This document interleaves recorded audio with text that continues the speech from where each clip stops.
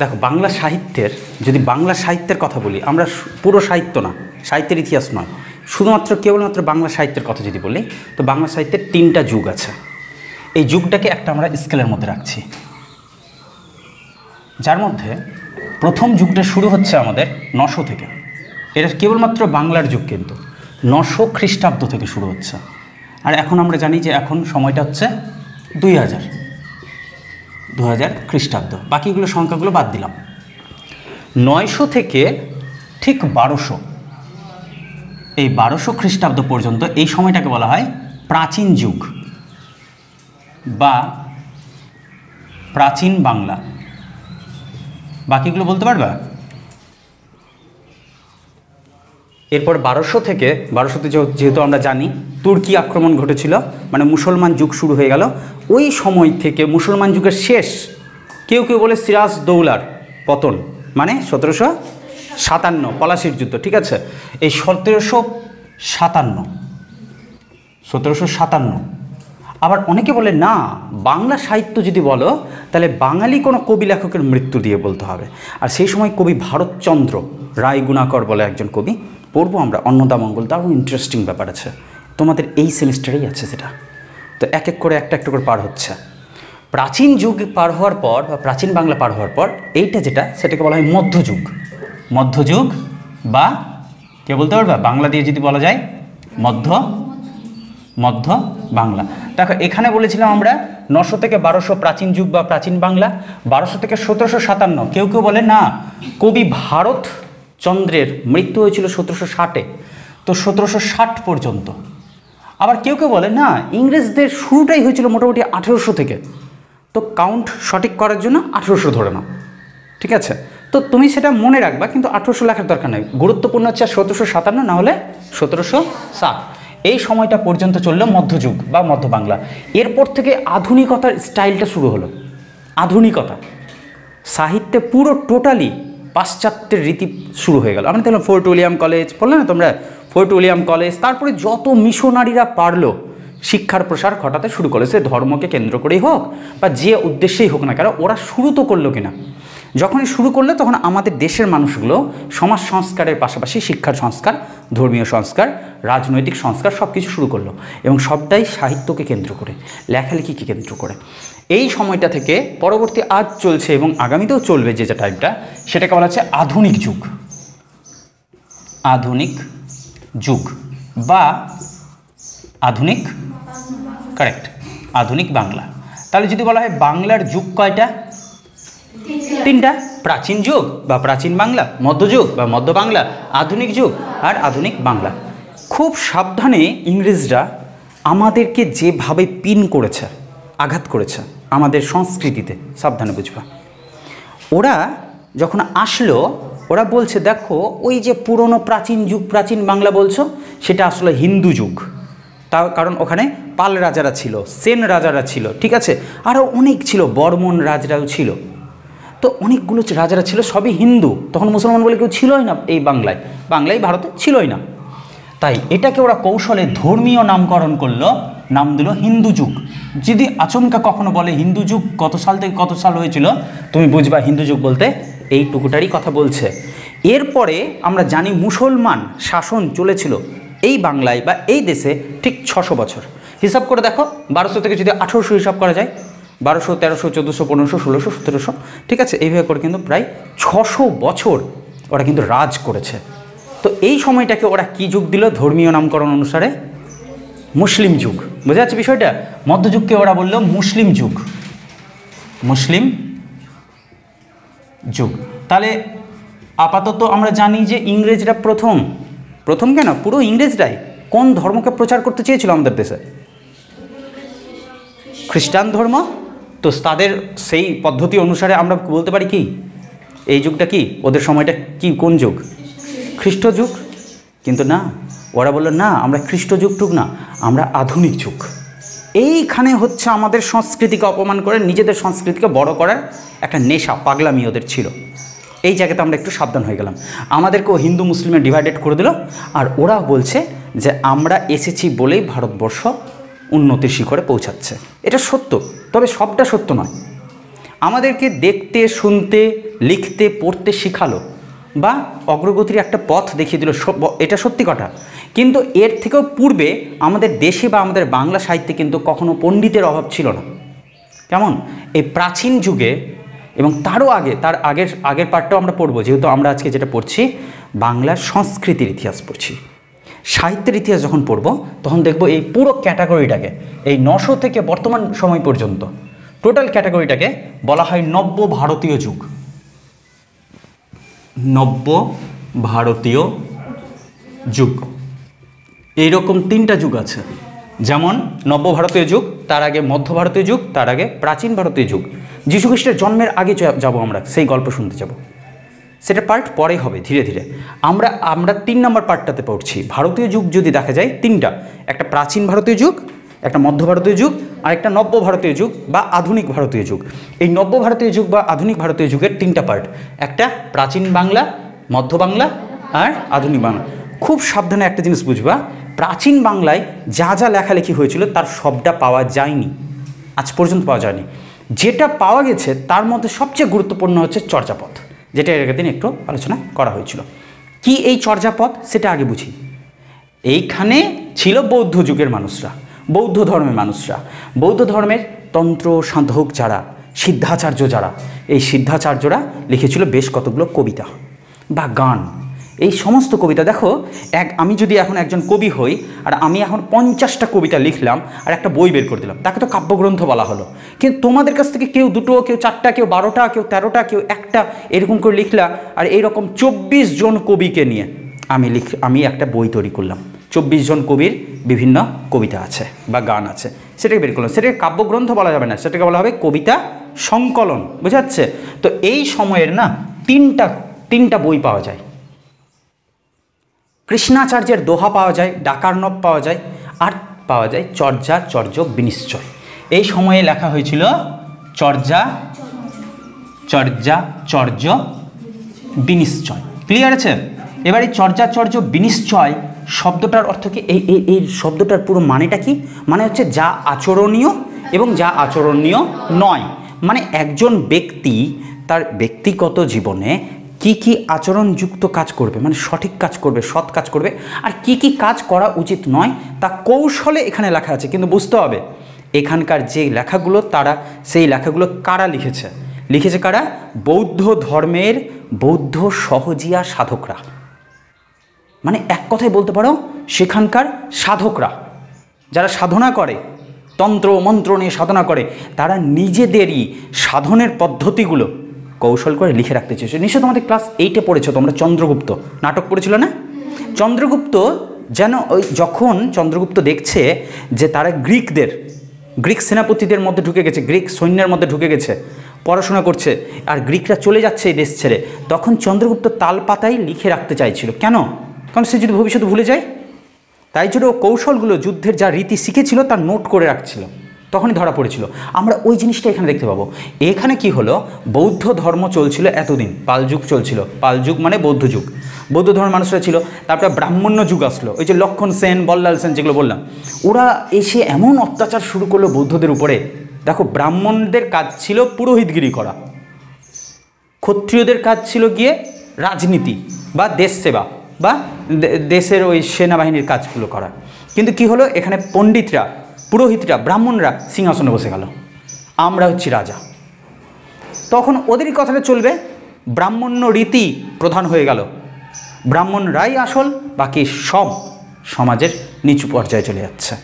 এই মুহূর্তটাতে পাল যুগের যারা ছিল বৌদ্ধ সহজিয়া সাধক, তারা খুব সমস্যায় পড়ে গেল। আমাদের ধর্মর কী হবে, আমাদের সংস্কৃতির কী হবে, আমাদের রুচিবোধ কী হবে, এই সমস্ত নিয়ে টেনশনে পড়লো। এটাও তবু চলছিল, ঠিক ছিল। কিন্তু এরপরে যখন মুসলমান আক্রমণ হলো, মুসলমানরা সমস্তটাকে একসাথে মারল। যত ছিল, যত রকমের ধর্ম ছিল সব পালাচ্ছে। কথা একটাই, যার যেটা ধর্ম আছে ফেলো আর ইসলাম ধর্ম গ্রহণ করো, তো বাঁচতে পারবা, এই বাংলায় থাকবা, নাহলে বের করে দেবো। প্রচুর মানুষরা কী করলো, নিজেদের ধর্ম পাল্টে দিল বাঁচার জন্য। কিন্তু কিছু মানুষ চাইল না পাল্টাতে। সঙ্গে সঙ্গে এই যে চর্যাচর্য বিনিশ্চয় লেখা বইটা সেটা নিয়ে কিছুজন পালিয়ে যায় নেপালে। কারণ নেপালে কি ছিল বলো তো, বৌদ্ধ ধর্মের অনেক মানুষ বসবাস করতো আগে থেকে। নেপালে যে চলে গেল, ঠিক আছে, এবার নেপালে গিয়ে কি করলো, এই বইটা নেপালের যে রাজার দরবার, সেই রাজ দরবারের গ্রন্থাগারে মানে লাইব্রেরিতে লুকিয়ে দিল। এই বইটা যে থেকে গেল, দেখো 900 খ্রিস্টাব্দের বই ঢুকে থেকে গেল কোথায়, নেপালের, হ্যাঁ নেপালের রাজ দরবারের গ্রন্থাগারে, তাই না, গ্রন্থাগারে থেকে গেল। এই যে থেকে গেল, থেকেই গেল বহু বছর, ঠিক আছে সৌরভ, 900 খ্রিস্টাব্দে লেখা বইটা থেকে গেল। দিন যায়, মাস যায়, শতাব্দী পার হয়, কত এলো গেল শাসক, তারপর ইংরেজ আসলো, ইংরেজ শাসন করছে আমাদের এই সময়ের আধুনিক বাংলা থেকে। 1900 কত সাল, 1907 সালে একজন পণ্ডিত মানুষ ঘুরতে ঘুরতে গবেষণা করার জন্য গেল নেপালে। নেপালে গবেষণা করতে গিয়ে দেখলো সেখানে এই বইটা খুঁজে পেল।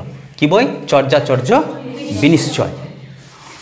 এইবার তিনি সেটাকে নিয়ে রিসার্চ করলেন, কতদিন আগেকার ভাষা, এটা কি লেখা আছে, এর অর্থ রিসার্চ করে নতুন করে সেই বইটাকে আপডেট করে প্রকাশ করলো। এটাতে সময় লাগলো 9 বছর। তাহলে 1907-এর সাথে যোগ করে দাও 9 বছর, কত হলো, 1916 সালে। 1916 সালে তিনি প্রকাশ করলেন বইটার, আর বইটার নাম কি দিলেন, 1000 বছরের পুরনো বাংলা ভাষায় রচিত,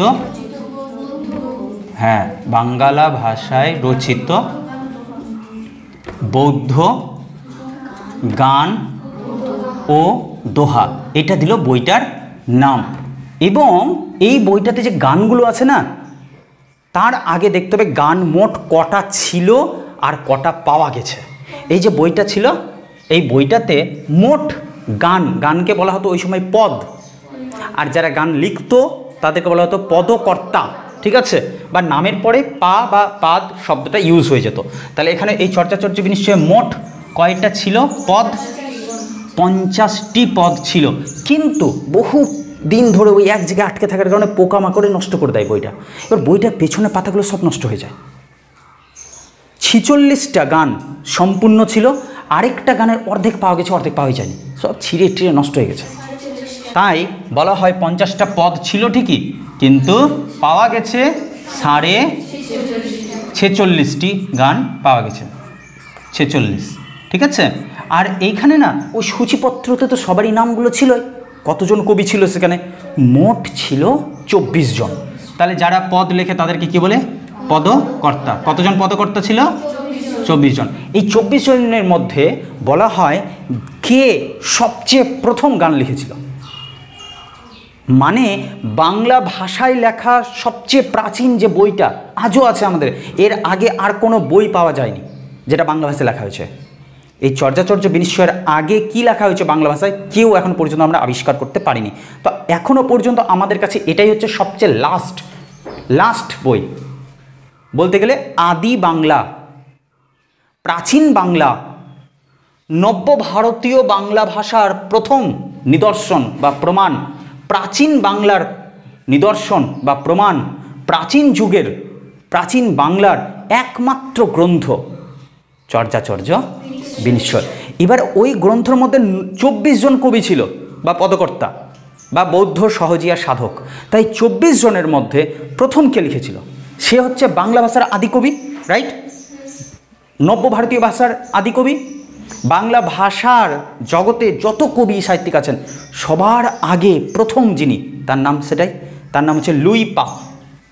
সেই কবির নাম হচ্ছে লুই পা অথবা লুই পাদ। তিনি মোট কটা গান লিখেছিলেন, 2টো, ক্লিয়ার। আর সবচেয়ে বেশি যিনি গান লিখেছিলেন তার নাম হচ্ছে কি কৃষ্ণাচার্য বা কান্নপাদ। তার নাম হচ্ছে কান্নপা বা কান্নপাদ। আবার তার আরেক নাম আছে কি, কৃষ্ণাচার্য। তিনি লিখেছিলেন মোট 12টি গান বা 12টি পদ। কখনো কখনো কেউ বলে যে কারো কারো মতে 13টি, তো 12টি পড়বা তোমরা, তোমাদের সিলেবাস অনুযায়ী এখনও পর্যন্ত 12টাই আমরা দেখতে পাচ্ছি। কৃষ্ণাচার্য। ক্লিয়ার? তাহলে লুই পা আদিকবি, আদিকবির লেখা কটা গান ছিল? দুটো। কান্নপার লেখা 12টা। সর্বোচ্চ সবচেয়ে বেশি সংখ্যা কে লিখেছে? কান্নপা। কান্নপায়ের অপর নাম কৃষ্ণাচার্য।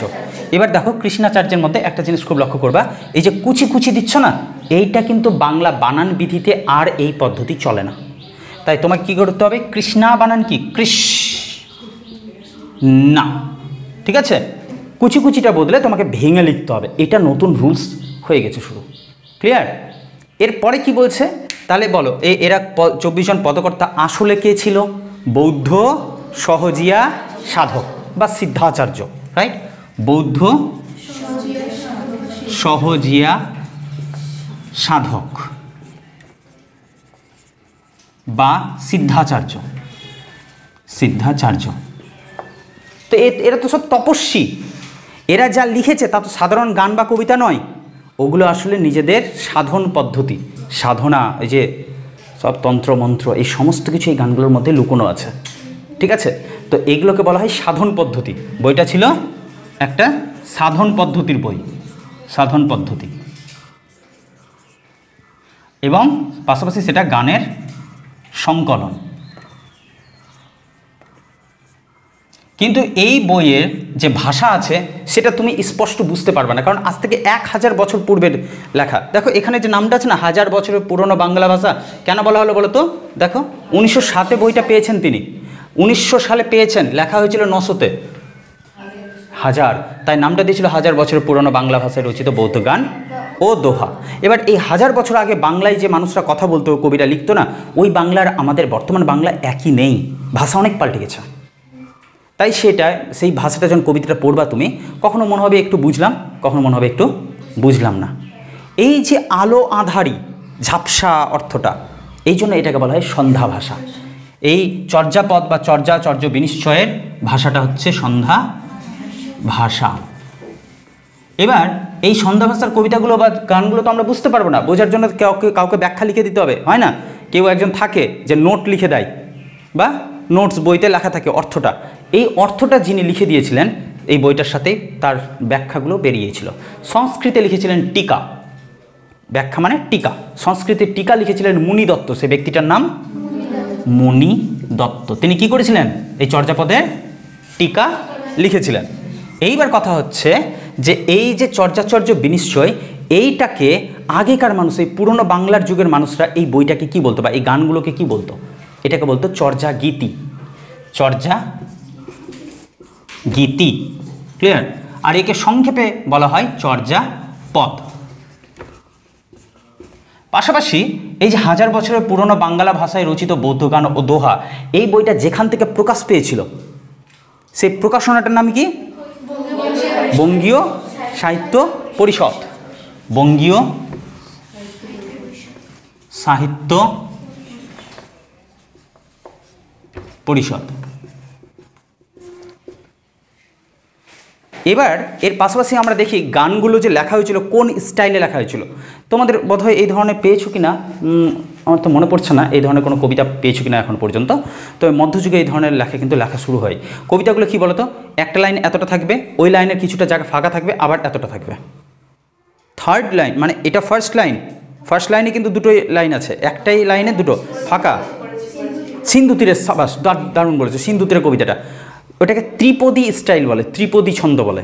মানে 1, 2 আর 3 নাম্বারটা এই মাঝামাঝিতে, আবার 1, 2, 3, বুঝতে পারছো? এটাকে বলে ত্রিপদী ছন্দ, ত্রিপদী ছন্দ। তাহলে এইটা লেখা হয়েছে, চর্যাপদটা লেখা হয়েছে ত্রিপদী ছন্দে।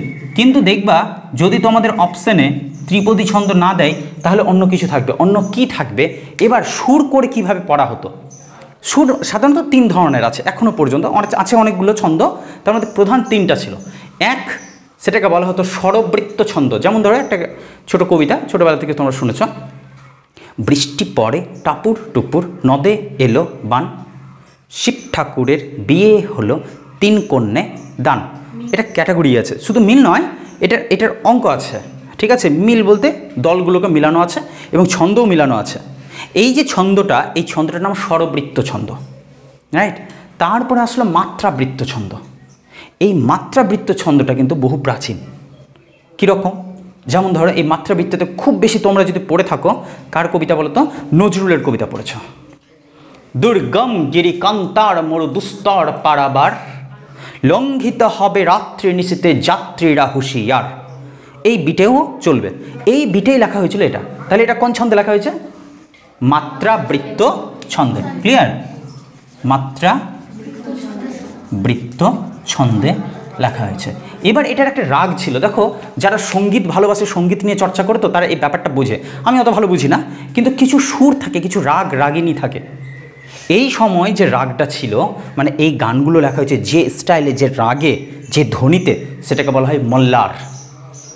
আমি যতটুকু জানি, মেঘ মল্লার বলে একটা গল্প আছে বিভূতিভূষণ বন্দ্যোপাধ্যায়ের। তো সেই বিভূতিভূষণ বাবু ওই মেঘ মল্লারে একটা দারুণ কথা লিখেছেন, যে সেই সময় মেঘ মল্লার এই বৌদ্ধ তন্ত্র অনুযায়ী কিছু রুলস আছে। তুমি চাইলে সেইভাবে যদি অ্যাপ্লাই করো, এবং সঙ্গীত যদি সঠিকভাবে তুমি তানপুরা বাজাও, আর সঠিক সুর যদি তৈরি করতে পারো, আর তুমি যদি মত্ত হয়ে যাও ওই সুর সঙ্গীত তৈরি করতে, স্বর্গের সরস্বতী যে সুরের দেবী স্বয়ং তোমার সামনে আসবে। সেই গল্পে দেখানো হচ্ছে। আর তোমার কথাও শুনতে বাধ্য, তোমার কাছেও বন্দি, তুমি কৌশলে ওকে বন্দি করে নিতে পারো। সেটাকে বলে মেঘ মল্লার সুর। সেই মেঘ মল্লার সুরে সেটা লেখা হয়েছে, বা মল্লার সুরে সেটা লেখা হয়েছে। এবং সেখানে দেখা যায় দেবী সরস্বতীকে ও বন্দি করে নিয়েছে, ও নিজের মতো করে ব্যবহার করবে। দেবী সরস্বতী এই পৃথিবীতে এসে আটকে পড়েছে, তাই সে নিজের স্বর্গীয় শক্তি সমস্ত হারিয়ে ফেলেছে। সাধারণ একজন নারী হিসেবে সে ঘুরে বেড়াচ্ছে, পুকুর থেকে জল তুলছে, মাঝে মাঝে ওর কী সব মনে পড়ে, অদ্ভুত সাধারণ মেয়ের মতো বাঁচছে। সেই গল্প কখনো তোমাদেরকে অন্য কোনো সময় শোনাবো, আজ নয়, ঠিক আছে? ভিডিওটা লেন্থ হয়ে যাবে বেশি, ঠিক আছে? মাত্রাবৃত্ত ছন্দে। এবং এখানকার যে সুরটা, সেই সুরটাকে বলা হয়, বা রাগটাকে বলা হয় কোন রাগ? মল্লার। মল্লার রাগ, মল্লার রাগ। কখনো ওই বিভূতিভূষণ গল্পটা পড়ে দেখিও, খুব ইন্টারেস্টিং। এবার কি হলো বলো তো? এই যে চর্যাচর্য বিনিশ্চয়, এটা এই লেখাটাকে না তিব্বতে, তোমরা জানো নেপাল, তিব্বত সব বৌদ্ধ ধর্মে কিন্তু দারুণ একটা জায়গা আর কি। তো তিব্বতে আবার এটাকে অনুবাদ করা হয়েছে। তো তিব্বতী অনুবাদে বা তিব্বতী ভাষায় যে প্রকাশ করা হয়েছিল, সেখানে 51টা পদ পাওয়া যায়। সেখানে কটা পাওয়া যায় পদ? 51টা পদ পাওয়া যায় তিব্বতী ভাষায়। তিব্বতী ভাষায় মোট কটা? 51টা। আর আমরা জানি বাংলায় 50টা পাওয়া মানে ছিল, কিন্তু পাওয়া গেছে 46.5টা। ক্লিয়ার আছে তো এইটুকু? আচ্ছা, এবার 51টা পাওয়া গেল তিব্বতী ভাষায়। আচ্ছা, সেই সময় এই প্রাচীন বাংলায় বা চর্যাচর্য বিনিশ্চয়ের সময়টাতে কোন যুগ বা কোন ধর্ম চলছিল, কেউ বলতে পারবা? কোন যুগ? যুগটার নাম পাল যুগ, আর ধর্মটার নাম বৌদ্ধ ধর্ম। ক্লিয়ার আছে? কোথাও অসুবিধা? এখনো পর্যন্ত কোথাও অসুবিধা থাকলে এখনই বলো, ঠিক আছে? ক্লিয়ার আছে? আচ্ছা, এবার বলছে এই পদকর্তারা সবাই ছিল সিদ্ধাচার্য। সিদ্ধাচার্য মানে কি বলতো? দেখবা সবার কাছে তুমি দীক্ষা টিক্ষা নিতে যাও না, কিছু মানুষের, কারণ ওরা সিদ্ধ পুরুষ। হ্যাঁ, গতদিন বলেছিলাম এত রকমের সিদ্ধ টিদ্ধ আমরা খাই। হ্যাঁ, আলু সিদ্ধ, পটল সিদ্ধ, মানুষও সিদ্ধ হয় নিয়ন্ত্রণের মধ্যে দিয়ে, সংযমের মধ্যে দিয়ে নিজেকে সিদ্ধ পুরুষে পরিণত করা যায়। এই পুরুষ নারী বলছি না, সিদ্ধ পুরুষ, পরমাত্মা পুরুষের সাথে তোমার লিঙ্ক তৈরি হচ্ছে। একটা অদ্ভুত কি বলবো, সেটা অভাবনীয় পরিকল্পনাময় জগতে তুমি বিচরণ করতে পারবা। সেই ফিলিংসটা চলে আসবে তোমার, ঠিক আছে? সব কিছুতে শান্তি, যা ঘটছে তা বাইরে ঘটছে, ভেতরটা ভীষণ শান্ত, ঠিক আছে? ওখানে কোনো ঝড় নেই, কোনো মনোমালিন্য নেই, পরিষ্কার পরিচ্ছন্ন, সবার জন্য দরজা চিরকালের জন্য খোলা, দরজা বলে কিছু নেই, চারিদিক শুধু মুক্ত আর মুক্ত। ওই ফিলিংসটা আসবে সিদ্ধ যারা, নিজের কাজ দ্বারা যারা সিদ্ধ হয়ে গেছে ভীষণভাবে, তাদেরকে বলা হবে সিদ্ধাচার্য। তো এরা সবাই ছিল, সবই এই যে পদকর্তারা, এরা সবাই ছিল সিদ্ধাচার্য। ক্লিয়ার আছে? সিদ্ধাচার্য। এবার ঘটনা হলো যে এখানকার যে এটা বইটা, এই বইটা নিয়ে না মাঝখানে কারাগারি পড়ে গেছিল। এই গানগুলো যখন প্রকাশ করলো 1916 সালে, তারপরে কি বলছে, বিহার থেকে অনেক পণ্ডিতরা এসে বলছে বইটা পড়ার পর, এই ভাষাটা আমাদের আছে, এই বইটা আমাদের ভাষার। আমরা কি পড়ছি? বাংলা সাহিত্যের ইতিহাস, কিন্তু হ্যাঁ, বাংলা সাহিত্য সংস্কৃতির ইতিহাস পড়ছি। ওরা বলছে না না, বিহারি হিন্দি ভাষায় এখানে এটা লেখা হয়েছে, হিন্দি ভাষার এখানে ছোঁয়া রয়েছে, অর্থাৎ এটা আমাদের বই, এটা বাংলা ভাষায় লেখা নয়, আদি বই নয়, এটা হিন্দি ভাষায় লেখা আদি বই। সঙ্গে সঙ্গে এই কথা শুনে পার্শ্ববর্তী এলাকা থেকে মৈথিলি ভাষার পণ্ডিতরা এসে বলছে, দাবি করছে এটা আমাদের ভাষার, কারণ মৈথিলি ভাষা তো এরকম রূপ রয়েছিল ভাষার, যেটা এই বইতে রয়েছে, অর্থাৎ এটা আমাদের। সঙ্গে সঙ্গে পাশ থেকে উড়িষ্যা থেকে ওড়িয়া ভাষার সব আসলো পণ্ডিতরা, আর তারা বলছে না এটা আমাদের বই। লাগলো তিনের মধ্যে হুড়োহুড়ি। হিন্দি, ওড়িয়া আর মৈথিলি তিনের লড়াই চলছে। আর বাংলাকে যাতা ভেবেছে কি ছেড়ে দেবে? দিয়ে দেবে বইটা, হ্যাঁ এটা তোদের বই না। এখানকার বড়সড় পণ্ডিত সুনীতি কুমার, সুনীতি বাবু বা সুনীতি কুমার চট্টোপাধ্যায়, তিনি আসলেন, তিনি রিসার্চ করলেন কিভাবে বাংলা ভাষা, এবার পিছনে গেলেন তিনি। 900 খ্রিস্টাব্দে লেখা হয়েছে, এখন 1900 বা 2000, ঠিক আছে, 2000 আগে কি ভাষা ছিল দেখব। দেখো বাংলার কীরকম রূপ ছিল, তার আরেকটা স্টেপ পিছনে যাও, আরেকটা স্টেপ পিছনে যাও, টোটাল যেতে যেতে ও একদম চর্যাপদে ঠেকে গেল গিয়ে। পুরো প্রমাণ তথ্য অনুসারে ও বই লিখলো একটা, এবং প্রমাণ করে দিল যে এই চর্যাপদ না তো হিন্দি, না তো মৈথিলি, আর না তো ওড়িয়া ভাষার। এটা কোন ভাষার? বাংলা ভাষার আদি বই। চ্যালেঞ্জ করলো, ওর চ্যালেঞ্জকে কেউ এখনো ভাঙতে পারেনি, এখনও কেউ ভাঙতে পারেনি। তিনি যে বইটা লিখলেন, এত মোটা বই লিখে দিলেন, বইটার নাম দিলেন ODBL, পুরো নাম বলছি। তাহলে কি কি ভাষা দাবি করেছিল তাদের বই বলে? হিন্দি, হিন্দি আছে, মৈথিলি আছে, মৈথিলি, আরেকটা ওড়িয়া।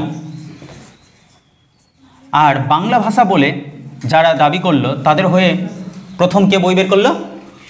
সুনীতি কুমার চট্টোপাধ্যায়। সুনীতি কুমার চট্টোপাধ্যায়, সুনীতি কুমার চট্টোপাধ্যায়। আর বইটার নাম কি? ODBL। দেখো ও দিয়ে কি আছে? ও দিয়ে আছে অরিজিন, জন্মসূত্রের প্রকৃত রহস্য বের করছে, তাই বইটার নাম দিল অরিজিন। ও দিয়ে অরিজিন, তারপরে ডি দিয়ে হচ্ছে ডেভেলপমেন্ট, তা অরিজিন অ্যান্ড ডেভেলপমেন্ট। প্রথম কথা হচ্ছে তুমি গোড়াতে যাও, অরিজিন অ্যান্ড ডেভেলপমেন্ট, কীভাবে ভাষাটা ধীরে ধীরে পরিবর্তন হলো, ডেভেলপ করলো, টোটাল ও রিসার্চ করে বলে দিচ্ছে। Origin and development of Bengali language, BL, origin and development of Bengali language, এই বইটা তিনি প্রকাশ করলেন। ও যখন প্রকাশ করলো সবারই মুখ, ওর রিসার্চকে কেউ ভাঙতে পারলেন, কারণ ও প্রমাণ সহকারে বলে দিয়েছে। এর পাশাপাশি আমরা আর কি কি জানলাম? বাংলা ভাষার প্রাচীনতম বই চর্যাপদ, বিচার এবং প্রমাণ হয়ে গেল। আচ্ছা, নব্য ভারতীয় যুগের প্রাচীনতম বই চর্যাপদ। হ্যাঁ, এবার এই যে চর্যাপদ, এর ভাষাটা কেমন ছিল? আজকের যে বাংলা ভাষা সেটাই কি ছিল? না, এর যে ভাষাটা ছিল সেটা মাগধী অপভ্রংশ অবহট্ট হয়ে এসেছিল। সেই রিসার্চটাও আমরা দেখব। কি কি? মাগধী অপভ্রংশ অবহট্ট হয়ে তারপরে ভাষাটা এসেছিল, অবহট্ট হয়ে তারপরে এই ভাষাটা এসেছিল। এটা ব্যাপার তোমরা এখন বুঝতে পারবো না, কয়েকদিনের মধ্যে বুঝতে পারবে কী ব্যাপারটা। এই মাগধী অপভ্রংশ অবহট্ট, বাংলার যে রূপ হয়েছিল জন্ম থেকে আজ পর্যন্ত, বাংলার যে যত রকমের চেঞ্জ হয়েছিল সেটা আমরা পেয়ে যাব কয়েকদিন পরে, এখনই সেটা দিলে বুঝতে পারবে না। শুধু এইটুকু মনে রাখো, এটার যে ভাষা সেটা হচ্ছে সঠিক বাংলা নয়, বাংলার আদি রূপ বা প্রাচীন রূপ, যেটাকে বলা হতো মাগধী অপভ্রংশ অবহট্ট। বা তুমি বলতে পারো আজকের দিনে যে বাংলা আমরা কথা বলছি, এই বাংলার পূর্বসূরি হচ্ছে চর্যাপদ। হলো কাজ। আচ্ছা, এরপরে তোমাদের বেশ কয়েকটা গান পেয়েছিলা, তবে ওই গানগুলোর যে মূল তত্ত্বটা সেটা একটু বলে দিই। এখানকার যে গানগুলো আছে, এই গানগুলোর সবচেয়ে গুরুত্বপূর্ণ জায়গা কোথায় আছে? এই গানগুলোর সবথেকে গুরুত্বপূর্ণ যে জায়গাটা, সেটা হচ্ছে নিজের চিত্তকে তুমি জানার চেষ্টা করো। তুমি বাহিরকে পরে খুঁজবা, আগে ভেতরে খোঁজো। এখানে 5টা গাছ আছে। আমাদের শরীর না, আমাদের শরীরটাকে যদি গাছ হিসেবে দেখো, এটা দারুণ একটা দার্শনিক কথা বলেছে। আমাদের শরীরটা যদি গাছ হয়, আমাদের 5টা আছে ডাল। এখন কী মনে হবে? পঞ্চ ইন্দ্রিয়ের কথাই বলছে, পঞ্চেন্দ্রিয়। কিন্তু তুমি যেটুকু জানো সেটা সবচেয়ে কম দামি কথাটা আমরা জানি সবাই। 5টা শুধু এই রকম ইন্দ্রিয় নেই, অঙ্গ প্রত্যঙ্গগুলো যেটা নাম বললাম, 5টা জ্ঞানেন্দ্রিয়ও আছে। এরকম 5 করে কত রকমের যে কী আছে, এখানে ওই 5টা কিছুই বলেনি।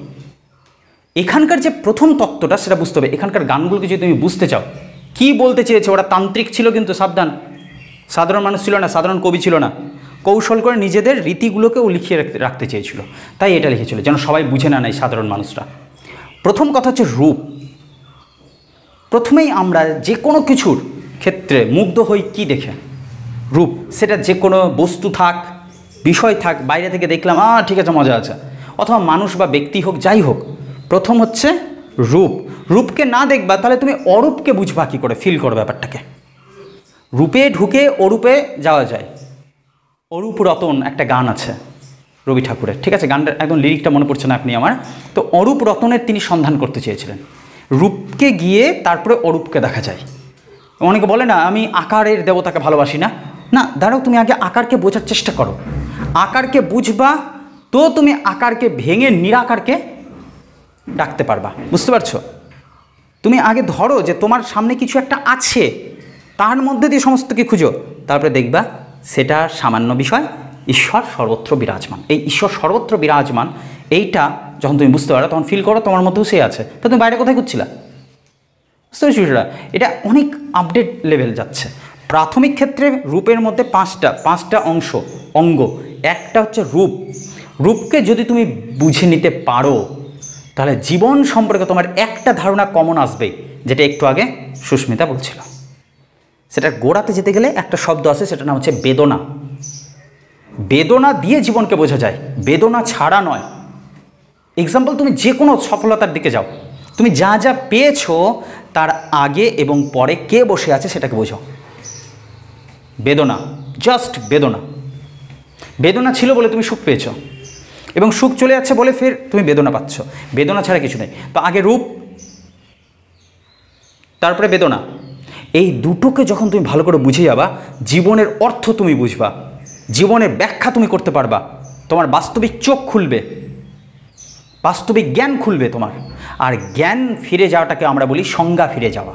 অর্থাৎ রূপ, বেদনা এবং সংজ্ঞা, এই তিনটা যখন হয়ে যাবে তোমার মধ্যে, তখন তোমার মনে হবে এবার আমার কিছু পরিবর্তনের দরকার আছে।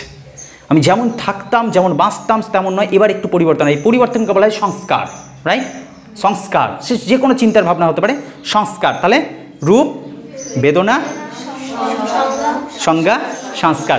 আর এই তিনকে বুঝে যাওয়ার অর্থই হচ্ছে বিশেষভাবে তুমি জীবনকে বুঝলা, বিশেষভাবে তুমি জ্ঞানকে আরোহণ করতে শিখলা, অর্থাৎ বিজ্ঞান। রূপ, বেদনা, সংজ্ঞা, সংস্কার আর বিজ্ঞান। বুঝতে পারছো? এই পাঁচ হচ্ছে তত্ত্ব।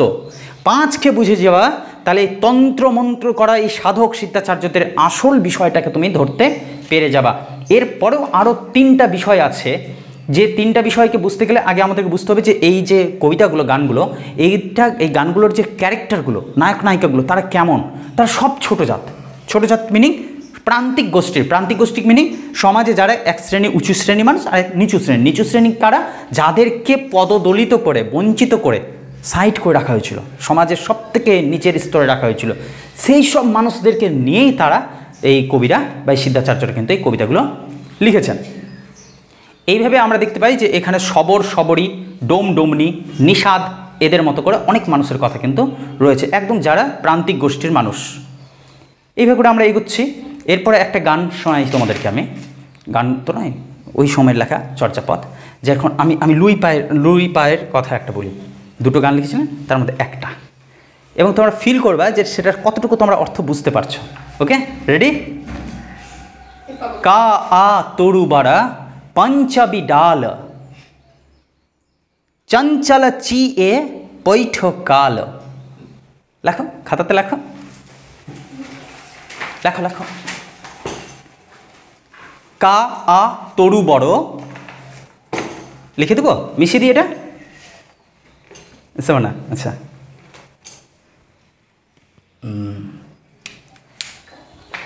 এই অংশটা মিশিয়ে দিই, ঠিক আছে? স্কেলটা তো তোমরা বুঝতে পারবাই, ঠিক আছে? ওকে, দেখো কা আ, বানানটা দেখো খালি, ওই সময়ের বানান শব্দটা, বানানটা কি?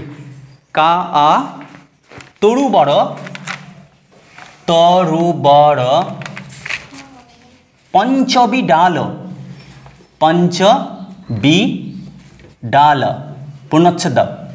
তার নিচের লাইনে চলে যাও। চঞ্চল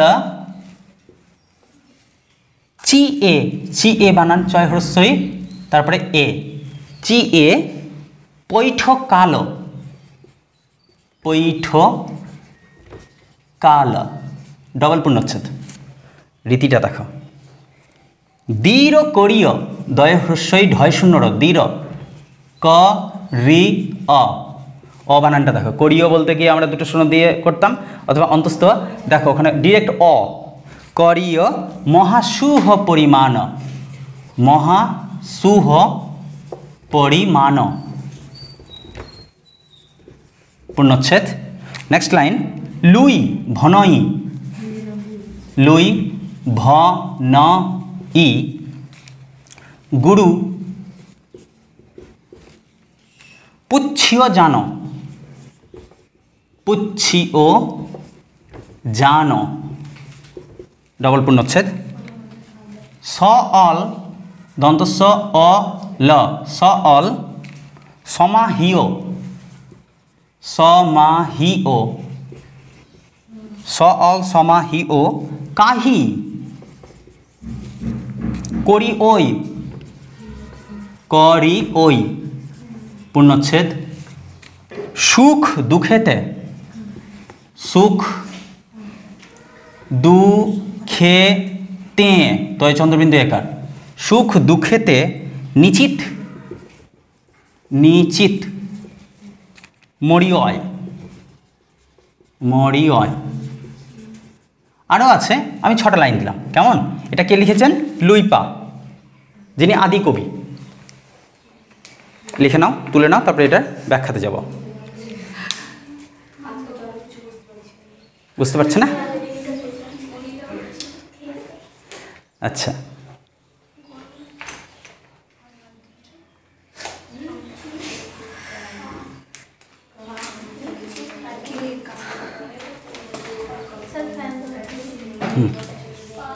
এটার ব্যাখ্যা তোমরা বলার চেষ্টা করো। ওকে, দেখো, কা আ তরু বড় পঞ্চবি ডাল, 5টা ডাল। কা আ মানে আসছে কিছু আইডিয়া? সৌরভ, কা আ তরু বড় পঞ্চবি ডাল চঞ্চল চিয়ে পৈঠ কাল।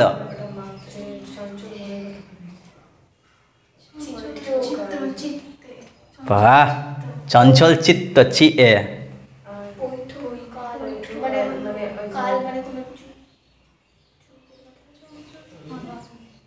আসছে কিছু আইডিয়া নিশা? দীর করিয় মহাসুহ পরিমাণ লুই ভনই গুরু পুচ্ছিয় জানা। সাধারণত এটার যেটা মানে হচ্ছে, কা আ তরু বড়, তরু মানে গাছ, পঞ্চবি ডাল একটা গাছে 5টা ডাল আছে, চঞ্চল চিয়ে পৈঠ কাল, চঞ্চল কোনো চি করছে এমন কোনো পাখি সেখানে প্রবেশ করলো। দীর করিয় মহাসুহ পরিমাণ মানে বুঝতে পারছি না আক্ষরিক অর্থ। লুই ভনয় গুরু পুচ্ছি ও জান, বুঝলাম না। ও স অল সমাহিও কাহি করিয়, সুখ দুঃখেতে নিশ্চিত মরিয়, মানে সুখ দুঃখে নিশ্চিত মরবা। এইটুকু বোঝা গেল। এই যে কিছু বুঝলাম কিছু বুঝলাম না, এটাকে বলছে গিয়ে সন্ধ্যা ভাষা। যেমন সন্ধ্যার সময়টা থাকে না, কিছুটা দিনের আলো কিছুটা অন্ধকার, 2 মিক্সচার ঝাপসা, ওই রকম এটা। এবার বোঝার চেষ্টা করো। কা আ শব্দটা কায়া মানে দেহ, কায়া তরু বড় দেহ রূপ গাছ, তার পঞ্চবি ডাল। একটু আগে যেটা বললাম, কি কি? প্রথম রূপ, বেদনা, সংজ্ঞা, সংস্কার আর বিজ্ঞান, 5টা ডাল। এই দেহরূপ গাছের মধ্যে 5টা ডাল আছে। চঞ্চল চিয়ে, কিন্তু চিত্ত আমাদের খুবই চঞ্চল, চঞ্চল চিত্ত পৈঠ কাল, চিত্তের মধ্যে, চঞ্চল চিত্তের মধ্যে আমাদের কাল অর্থাৎ সময়ের চিন্তা বা সংসারের চিন্তা প্রবেশ করলো। ফিল করবা, দেখো যদি চিত্ত চঞ্চল থেকে, মন চঞ্চল থেকে কোনো দিকেই যাওয়া যায় না। বলেছিলাম একবার কোনো একদিন তোমাদেরকে, যে যখন একটা রথ চলছে আর তার 5টা ঘোড়া 5 দিকে দাঁড়িয়ে আছে, ছুটছে, সারথি মারছে চাবুক 5টা ঘোড়াতে, 5টা ঘোড়াই ছুটছে, কিন্তু রথ কোনো দিকে যাচ্ছে না। কেন? ঘোড়াগুলো সব আগে কি করতে হবে? সবগুলো ঘোড়াকে একদিকে করো, তারপরে দেখো রথ কোথায় ছুটছে। আমাদের জীবনটা ওরকমই। আমাদের জীবনটাই ওরকমই। আমরা মনে করি আমরা একটা মুহূর্তে অনেক কাজ করব, কোনোটাই হচ্ছে না, এক জায়গাতেই দাঁড়িয়ে থাকছি। ভগবান বুদ্ধ একটি, বৌদ্ধ ধর্মের বিষয়, ভগবান বুদ্ধের একটা উদাহরণ মনে পড়ল। ভগবান বুদ্ধকে একজন গুরুদেব জিজ্ঞাসা করছে, দেখো গুরুদেব জিজ্ঞাসা করছে ভগবান বুদ্ধকে যে ঈশ্বরকে ডাকা, ঈশ্বরকে পুজো করা, এগুলো সব বেকার। এই যে রীতি টিতি সব কিছুকে মানতে অস্বীকার করছেন, বলছেন কাজ করো কাজ করো, সেটাই আসল, তাহলে এগুলো সব বেকার, ব্রাহ্মণ তত্ত্ব সব বেকার। ভগবান বুদ্ধ তাকে উত্তর দিচ্ছেন, সামনে যে নদীটা আছে, যদি কেউ ওখানে ওপার যেতে চায় কি করতে হবে? তো সেই গুরুদেব খুব খুশি, তিনি পদ্ধতি বললেন, 1, যদি জল কম থাকে তাহলে হেঁটেও পার করা যাবে, রাইট। 2, যদি সাঁতার জানে তো সাঁতার কেটেও পার করা যাবে। 3, যদি জল খুব থাকে, সাঁতার না জানে, তাহলে নৌকো করে পার হবে। 3টা পদ্ধতিতে পার হতে হবে। ভগবান বুদ্ধ বলল, যদি কোনো ব্যক্তি 3টার কোনোটাই করতে চায় না, এপারেই বসে থেকে ঈশ্বরকে ডাকবে ঈশ্বর ঈশ্বর ঈশ্বর, তাহলে কি ও পারটা এপারে চলে আসবে লাফিয়ে? আসবে না, না? মানুষটা এক জায়গাতে থাকবে না। অর্থাৎ তুমি যদি কর্মই না করো, তুমি যা খুশি তাই করে যাও, ধর্ম টর্ম পুজো পার্বণ যা খুশি তাই করে যাও, থাকছো তুমি এপারেই, ও পারে তুমি যেতে পারছো না, এটাকে বুঝতে হবে। ব্যাপারটা সেরকমই। কা আ তরু বড় পঞ্চবি ডাল, আমাদের যে কায়ারূপ দেহরূপ যে গাছ, তার 5টা ডাল আছে, চঞ্চল চিয়ে, তার মধ্যে চঞ্চল চিত্ত, সেই চঞ্চল চিত্ত থাকলে হবে না, ওকে স্থির করতে হবে, একদিকে একমুখীন করতে হবে। তার মধ্যে কাল মানে সংসারের চিন্তা ভাবনা ঢুকলো, আর ঢোকার পর কি হচ্ছে দেখো, দৃঢ় করিও মহাসুহ পরিমাণ, তখন দৃঢ় হয়ে যাচ্ছে, আমি সুখ চাই, মহাসুখ চাই, মহাসুখ চাই, দৃঢ় করিও, দৃঢ় করছে সে মনটাকে যে আমি সুখ চাই। কেমন সুখ? মহাসুখ। যদি মহাসুখ পেতে চাও তাহলে বাহিরে খোঁজা বন্ধ করো, নিজের ভেতরটাকে খুঁজতে হবে, সুখ কোথায় আছে। আর তা তুমি পারবা না, কোনো একজন তোমার থেকে পারফেক্ট মানুষ তথা তোমার গুরুকে বাছাই করতে হবে। গুরু কি বলছে সেটা মন দিয়ে শোনো। লুই ভনই, লুই মানে লুই পা নিজের নাম ঢুকিয়ে দিল, ভনিতা করে দিল, নিজের নাম রেখে দিল কবিতার মধ্যে। লুই ভনই, ভনই মানে বলছে শোন, লুই ভনই গুরু পুচ্ছিও, মানে গুরুকে পুছো, পুছো মানে জিজ্ঞাসা করো, গুরু পুচ্ছিও তো জানো। এমনি তুমি পার হতে পারবা না, কারো সহযোগিতা তোমার চাই, ঠিক আছে? সল সমাহিও, তখন তিনি বলবেন সেই গুরুই জানে একমাত্র কি সল মানে সকল, সমাহিও সমাহিত হয়ে যায়, সব কিছু নশ্বর, অবিনশ্বর কে? তোমার চিন্তা। সব নষ্ট হতে পারে, তোমার চিন্তা কখনো নষ্ট হতে পারে না। চিন্তাকে ধৈর্য সহকারে তৈরি করো। সল সমাহিও কাহি করিও, কি করবে তুমি? এই সমস্ত কিছুকে সমাহিত এক জায়গায় করে করে শোনো, সুখ দুঃখেতে নিশ্চিত মরিও, সুখ হোক আর দুঃখ হোক নিশ্চিত তুমি একদিন না একদিন মরবেই। ফলে মহাসুখ যদি পেতে চাও, হৃদয়ের মধ্যে আটকে আছে সেই মহাসুখ। দেহের এই রূপ ডালপালাকে গুরুত্ব দিও না, ভেতরে যাও।